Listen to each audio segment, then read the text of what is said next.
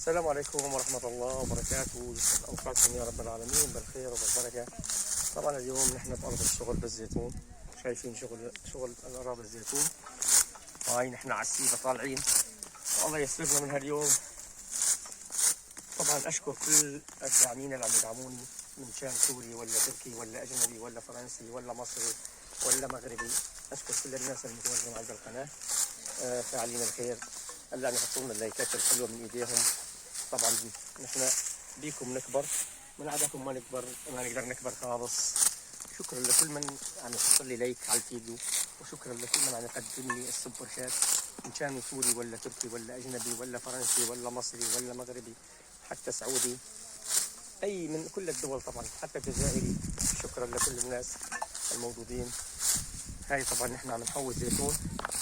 اول شيء حوشوا بطريقه نطلع لفوق وننزل لتحت بينما نخلص شغل الشجرة، ندايرها داير من داخل. طبعا الزيتون حبته وسط لأنه صراحة قلة أمطار هاي السنة بتركيا، النهار كان صاير بأمطار كثيرة. شايفين حواش الزيتون. وهذا الزيتون يعني اليوم الزيت غالي ما شاء الله. يعني التنكة تطلع حاجة 16 كيلو 3300 3400 ليرة. طبعا نحن نشتغل كل 4 قاصيات 330 ليرة. يعني قد ما تقدر تشتغل بالزيتون تقدر تنتج انتاجك. يعني اذا اشتغلت لك 8 قصايات تشتغل لك بشي 600 ليرة تركي، نعمة من رب العالمين والحمد لله على كل حال.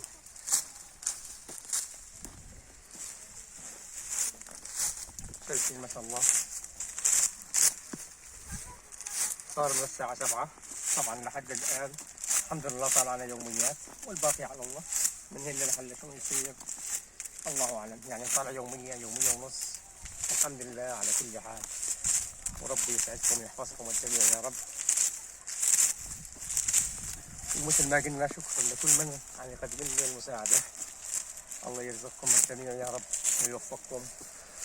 من عدم أذكر أسماء شكرا للجميع والله.